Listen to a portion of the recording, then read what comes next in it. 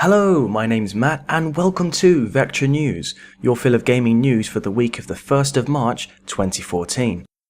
Coming up in this week's episode, Gearbox sues 3D Realms over the use of Duke Nukem, Assassin's Creed 5 won't be set in Japan, Microsoft reduced the price of the Xbox One for the United Kingdom, and developers are to be in control of setting their own sales on Steam.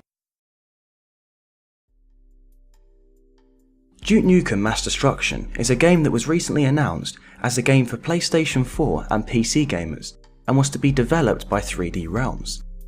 This was news that Gearbox were not all too happy about, as they have now filed a federal lawsuit against 3D Realms and Interceptor Entertainment for unauthorized use of Duke Nukem property.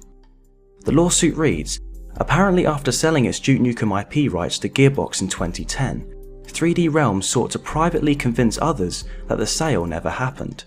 The result is the unauthorized development effort that reportedly exists between 3D Realms and Interceptor. Gearbox acquired the rights to Duke Nukem once they took over development for Duke Nukem Forever in February 2010. According to the filing, Gearbox issued a cease and desist letter to 3D Realms instructing the developer to cease any and all use of the Duke IP. Several days later, a letter signed by 3D Realms partners Scott Miller and George Broussard was allegedly signed and delivered to Gearbox, acknowledging and apologizing for their mistake. However, a website known as alloutofgum.com, which is thought to belong to the game, is still online. For those of you hoping for an Assassin's Creed game set in feudal Japan, this news won't be that great to hear, as the next Assassin's Creed title is not to be set in Japan, after Ubisoft's Jade Raymond confirmed that it would not be the location for the next title in the franchise. Which setting is to be used is still unknown at this current time. However, what we do know is that the next historical era is said to be a favourite for Jade Raymond. According to Ubisoft, the most requested Assassin's Creed settings are World War II, feudal Japan, and ancient Egypt. There is also said to be an interest from Ubisoft for a setting during colonial India for a future game. And there is also a rumour that 2 Assassin's Creed games can be expected for 2014, with one being a next-gen exclusive for PlayStation 4 and Xbox One, and the other being a different game for last-gen consoles the PS3 and Xbox 360. However, Ubisoft have yet to comment on this, and so far have only stated that the next games in the series will be much more next-gen. But we'd like to know what your thoughts are on this. Which historical era would you most like to see for an Assassin's Creed game? Be sure to let us know in the comments section below. Yesterday, the Xbox One received a price drop in the United Kingdom, with the price being reduced from £430 to £400.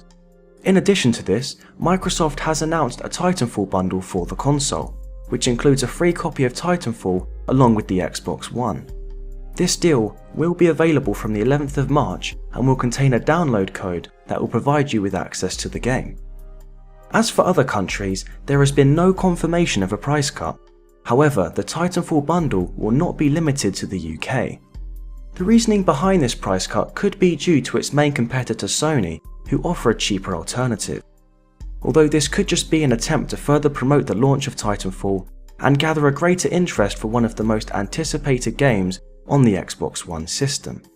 The problem with providing the most expensive next-gen console is that the cost needs to be justified, and so far, most people seem to feel that this hasn't been done.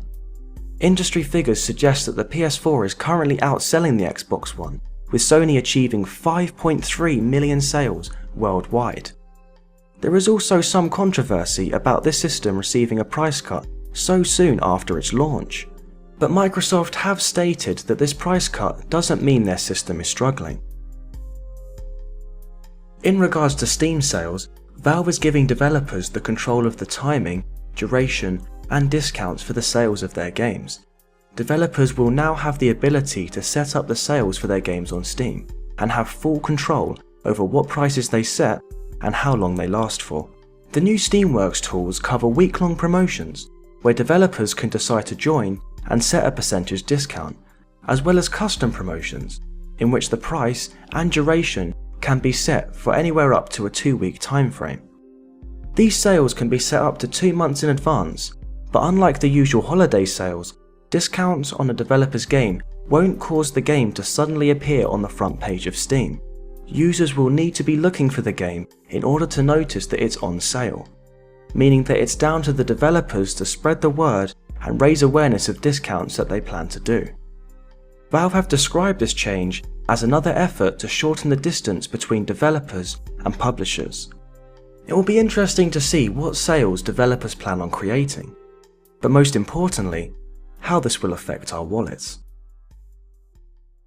That's all for Vectra News this week, but don't forget to like, favourite, subscribe, and follow us on Twitter to keep up to date with everything in the network. I've been Matt, and I'll see you later.